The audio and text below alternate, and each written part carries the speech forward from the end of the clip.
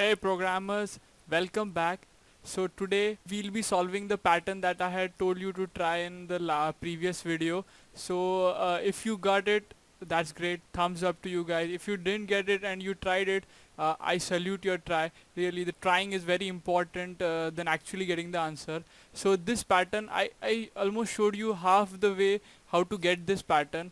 In this video, we'll not be coding as much as we did in the previous pattern. This video will be understanding how to get this pattern. I will surely have the code there on our blog. You can check in the description to get the link to our blog where we have our source code. And if you guys want me to do this from the scratch, please put a comment saying such.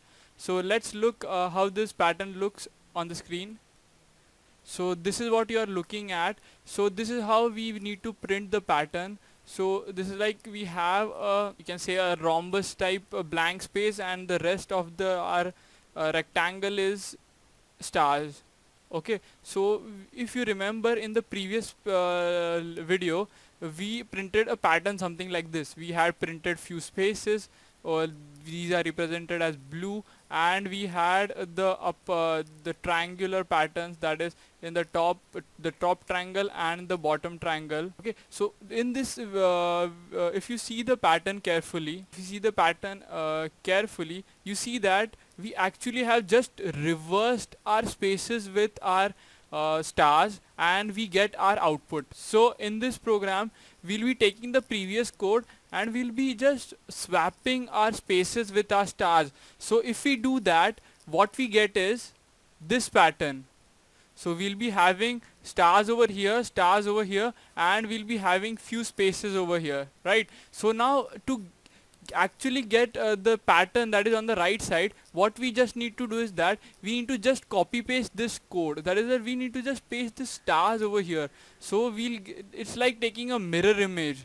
Like you have these stars, and you just paste it over here and you get the pattern. Okay, so that's what we'll be doing in this video. We'll not be coding everything from the scratch. We'll be using the previous tutorial. So I highly suggest you to take a look at the previous video, and we'll be using the same source code from the previous video.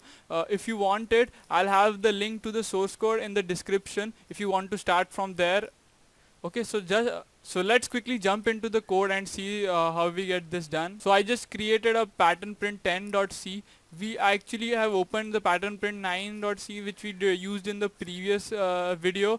Now what I'll be doing, I'll just be copy pasting the whole code into our current project. Okay, so after doing this, now this first step that we were going to do is that we were going to swap our spaces with stars and star with spaces. Okay, so this was a space, so I'll put it as star. Now this is a star, so I'll put it as space. So on, I'll just change these values. Okay, so now that we have done this, let's see what is the output that we get. So as you can see, the first output which I actually showed you is the output that we got. Now just to get the right hand side portion of our rectangle, what we'll be just doing is that you can see that these stars are common. They have a same structure. So if you see the structure carefully, you can see that we just have to place these 4 stars over on the 6th, 7th, 8th and 9th column, and same as for the next stars, that is we'll just be having these. So I'll just be showing you how to put this. So same code can be actually used over here. Okay, so to get this triangle, so what we'll be doing is that we'll just be copy pasting our for loop that we used for our stars to get the left side triangle, to get the right side triangle. So I just pasted this, and for the lower triangle as well we need to do the same thing.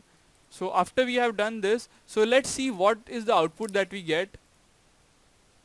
So if you see carefully, we got this triangle, but there is something missing about this rectangle. That is that if you see carefully, we have a first row that are all stars, and the second row has one space. But in this case, what we got is that the first one has the one space, and the rest are as usual. And also if you look at the last row, here there is no space, but in our last row we have one space. So just we need to rectify 2 lines so that we can get our desired output. So what we need to do is that we need to print the column number of stars in the first row and the column number of stars in the last row. So we'll be doing this using one for loop, and we'll be printing the number of stars. So let's do that.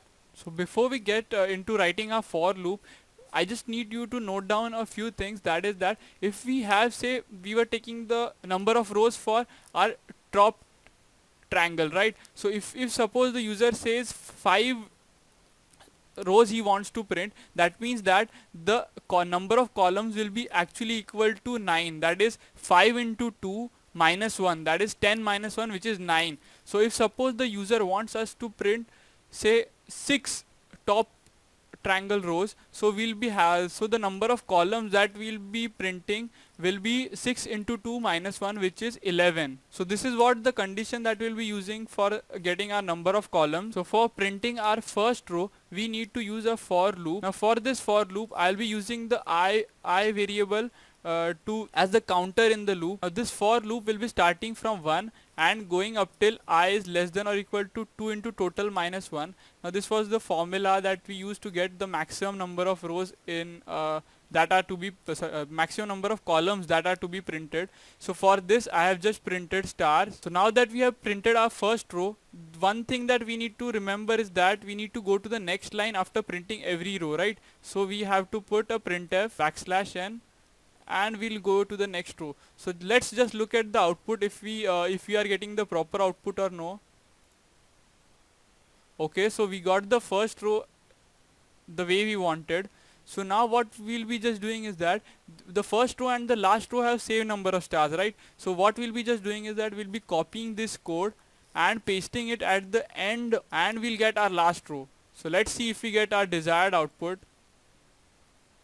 Okay, so as you can see that we got the first and the last row the way we wanted. So this was it for this tutorial. Now this tutorial was not more about coding, but actually understanding about how to get the pattern from the previous pattern that we have learned.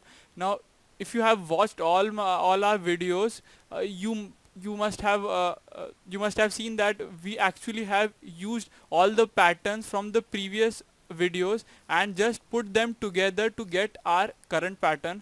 So this is how you think in terms of pattern. So if you have any doubts, please put it in the comment section, and if you want me to write this code from the scratch, if you don't like this approach, please do put it also in the comment section. I'll be happy to remake this video from scratch. That's it for this video. Please like our video, to subscribe to our channel, and take a look at our blog where we have started putting a lot of technical stuff. Thank you.